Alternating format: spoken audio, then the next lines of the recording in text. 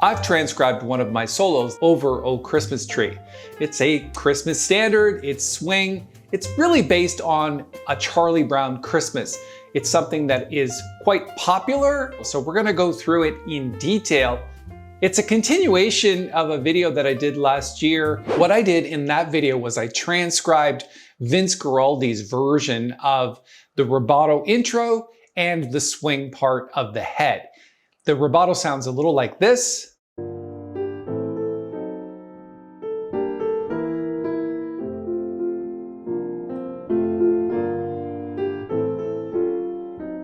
And then if we fast forward to the swing section coming out of the rubato, it sounds like this.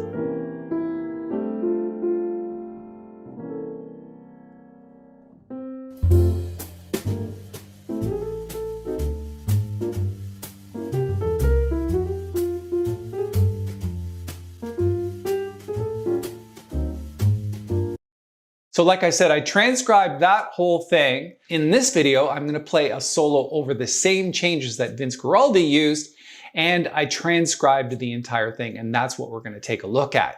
A little bit later in this video, I'm gonna tell you about a link where you can go and download 2 choruses of my solo. Let's take a listen to the first chorus now, and then we'll start to analyze it.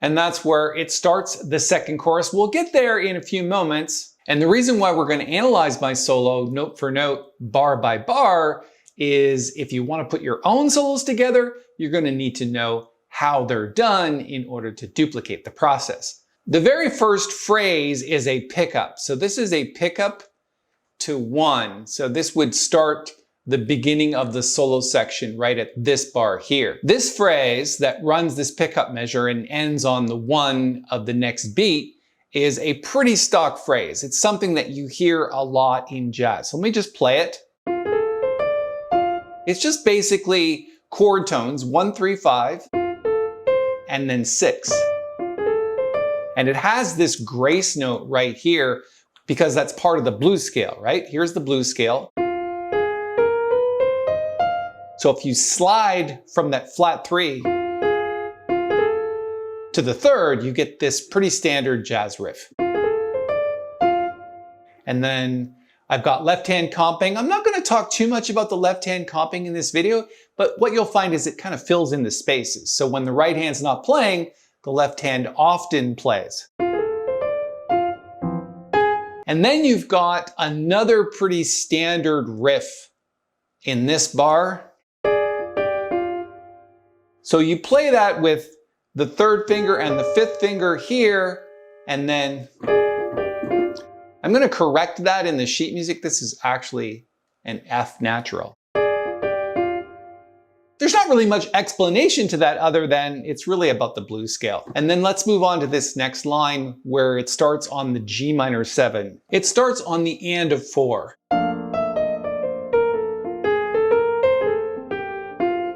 So the G minor scale is really there. This is just a passing note. So whether you play minor scales or major scales or whatever, up or down, it's nice to put in passing notes, kind of like a bebop scale. It just adds an extra note. So often you can start on any note. In this case, it starts on the 6th of G minor. And then we've got blues. So again, we're really just thinking blues scale here at the moment. We're heading to this destination note. Now, destination notes are essentially ends of phrases or ends of enclosures that land on the beat. In this case, it's landing on 1. So then an enclosure means go over, then under, then over, then under, and to the destination note. So that's like a 4-note enclosure.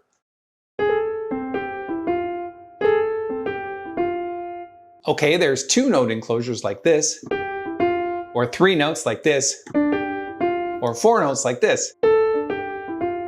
Okay, so you can have enclosures that are 2, 3, and 4, and sometimes even 5 notes. And then continuing on, we've got really more enclosures. So destination note, this is the 3rd a chord tone of A7, and this is the 5th, which is a chord tone of D7. So if we start on the G minor here, do you hear that? You've got under, over, and back to the destination note, which is the C sharp or D flat. That's a really nice sound. Let's play from this F and hear what it sounds like.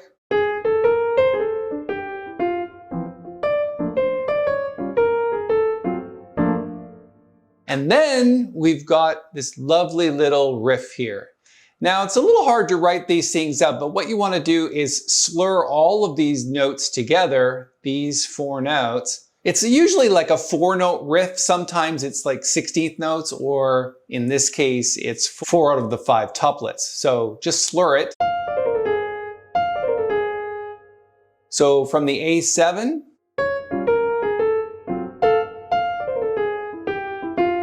hear that? And this is really an Oscar Peterson thing in the left hand. You'll hear that a lot where you're heading into the next phrase and you're grounding it on the 5th of the next chord. So in this case, a C going to 1. So 5 to 1. Okay, let's move on to the next phrase. So really just rhythm, just playing some rhythm here, picking out notes that make cool sounds, and then this is an enclosure here. So it's just a 2-note enclosure. And then we're doing this C7 flat 9 thing.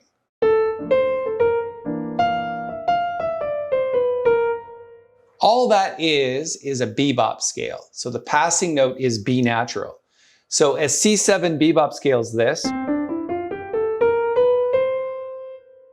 So we're playing this. Okay, bebop scale.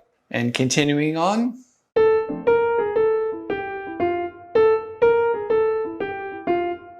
Now, this is almost like different enclosures where this would be the destination note and this would be the destination note. But really, it's just 3rd intervals like this. And then from the F major 7, we've had that before where you've got this grace note. From the flat 3, it's blues again.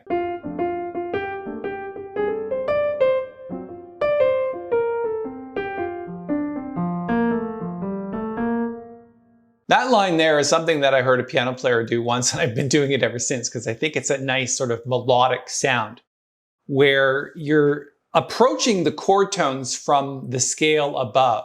So for example, so the destination notes would be here, here, here, here, here, and here. So 1, 3, 5, and 6.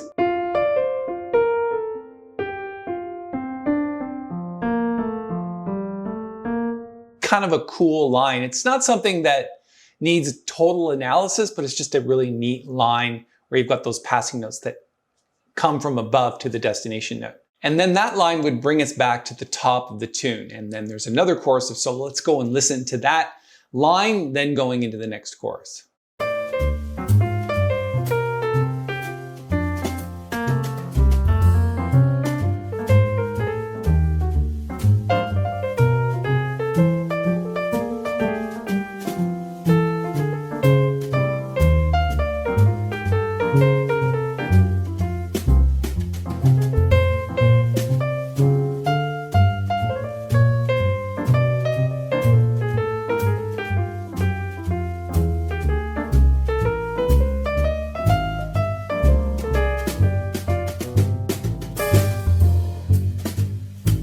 I should point out that I am going to put a link to the sheet music in just a few moments. It also contains the backing track, bass and drums, so that you can practice it Then on the F6/9 chord, this is a bebop scale. You take a look at the F bebop scale, it's this. So the C sharp is the passing note, the added note to make 8 notes instead of 7 in the scale. But we're not starting on 1, we're starting on 4. You'll hear me do that in my playing when you get to the G minor. It's just a triad going up and then coming down the scale. And we're going to the next line.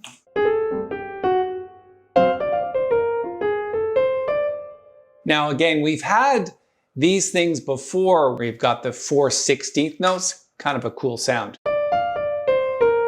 Heading to the C7 chord and the 7th note of the scale. Cool, right? Blues scale again. And then you've got this jazz riff. Cool sound, right? Ending in bebop here. Again, that's where bebop gets its name, starting on the beat and ending on the end of the beat. Bebop, okay? And then continuing on down.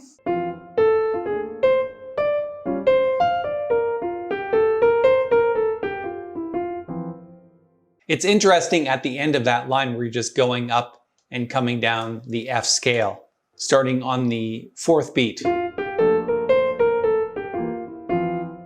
Okay, that line again.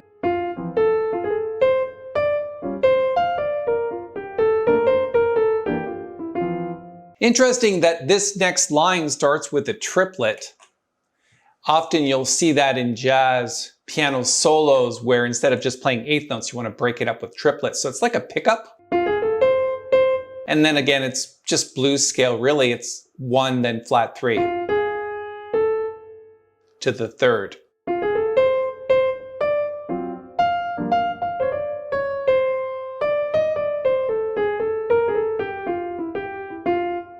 There is another enclosure heading to 1 here. So you've got the actual destination note here, but then under, over, and under to that destination note. So from the beginning of that bar, again, I'm often using the flat 3 as a passing note or like a grace note. And then from the F major 7, the next phrase really contains that flat 3 and it's really prominent. It's really just kind of setting the bluesy feel of the tune by really pounding on that flat 3 for like a beat and a half. Starting on the A half diminished 7th, it's kind of a neat sound where you've got this chromatic scale. And then just an enclosure heading to the E natural. So we're starting here and then you're heading to this E natural here.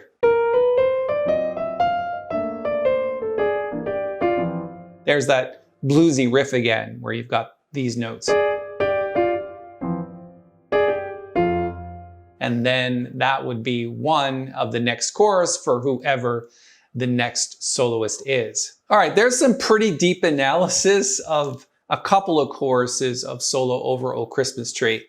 Now, this could be any jazz standard, but the reason why this one's good is because it's a fairly simple tune. So it's easy to learn, easy to follow along and understand the chords. If you have any questions about the solo improv and you want to dive into it a little bit deeper, just put your questions in the comments below. I'd also like to hear what you think of this particular solo and the transcription. And as I mentioned earlier in the video, I'm going to put a link to the transcription. I'm going to put that link up here in the corner. You can download that. It's a couple of courses of solo in PDF format. It also contains the bass and drums backing track. So go check that out.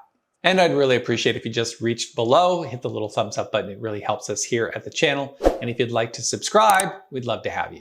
You can also check out the full tutorial of the rubato solo intro done by Vince Guaraldi and the way that he plays the head. I'm going to put a link to that video right here.